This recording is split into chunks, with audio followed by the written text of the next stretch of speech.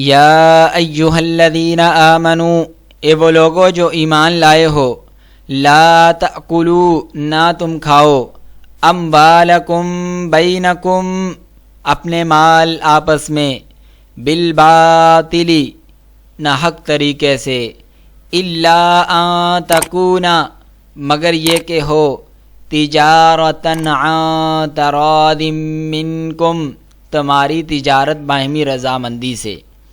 اس آیت مبارکہ کے اندر اللہ رب العالمین نے تجارت کے اصول بیان فرما دیے کہ کون سا تاجر ہے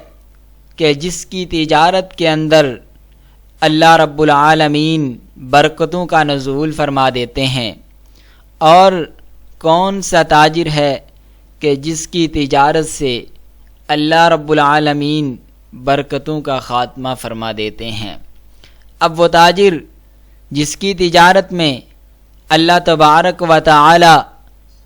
برکتوں کا نزول فرماتے ہیں، یہ وہ تاجر ہے کہ جس نے کوئی چیز 200 روپے کی خریدی ہے، اب اس چیز کو وہ 250 روپے میں یا 300 روپے میں سیل کرنا چاہتا ہے۔ اب کسٹمر کو بتا دیتا ہے کہ یہ چیز 300 روپے کی ہے، آپ کا دل مانتا ہے تو اس چیز کو خرید لیجئے، ورنہ کوئی بات نہیں ہے۔ اب اگر کسٹمر اس سے وہ چیز خرید لیتا ہے تو اللہ رب العالمین اس کی تجارت میں، اس کے نفع کے اندر برکتیں ہی برکتیں ڈال دیتے ہیں۔ اب اگر کسٹمر اس سے وہ چیز نہیں بھی خریدتا تو اس کے سچ بولنے کی وجہ سے اللہ رب العالمین پھر بھی اس کے کاروبار میں برکتوں کا نزول فرما دیتے ہیں۔ اب وہ تاجر جس کی تجارت میں سے اللہ رب العالمین برکتوں کا خاتمہ فرما دیتے ہیں، اب یہ وہ تاجر ہے کہ جس نے کوئی 200 روپے کی چیز خریدی ہے، اب اس چیز کو یہ 500 روپے، 600 روپے، 1000 روپے میں یہ سیل کرنا چاہ رہا ہے،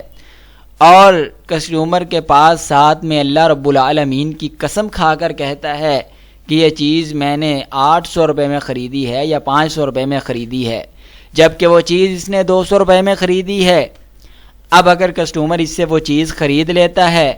تو پھر بھی اس کے نفع جو اسے ملا ہے اس کے جھوٹ بولنے کی وجہ سے اللہ رب العالمین اس سے برکت کا خاتمہ فرما دیں گے، اس میں کوئی برکت نہیں ہوگی۔ ظاہری طور پر تو اسے خوشی ہوگی، اس کے پاس پیسہ زیادہ آیا ہے، لیکن پیسہ زیادہ ہونا یہ برکت کی علامت نہیں ہوتی۔ اللہ رب العالمین اس پیسے میں سے برکت نکال دیں گے۔